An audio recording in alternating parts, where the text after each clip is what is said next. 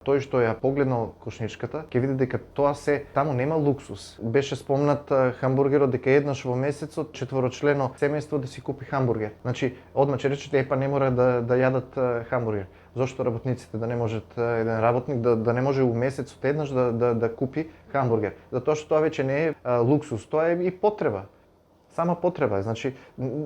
А гледаме функционерите кога излегуваат тие, нели, сметки од кафани што све јадат, Значи не зборуваме ние за бифтеци, не зборуваме за елени и за вакво, зборуваме за фаст фуд. Кошничката е направена така да има просек секој месец има овоше. Значи во кошничката има ставено колку грама цреши? 22 Ама грама. смешно е што црешите ниту ние на пролет не можеме да ги купиме, бидејќи едно канче цреши е 200-250 денари. Така. Значи да купуваш, купиш на грамажа. Меѓутоа е добро дека од ССМ рекоа дека нема да се менува.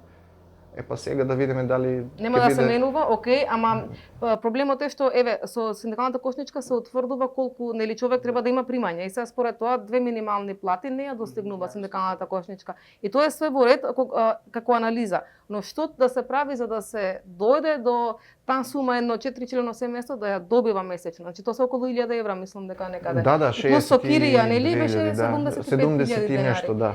Така што како до тоа да го постигнеме? Каде е туку улогата на синдикатите?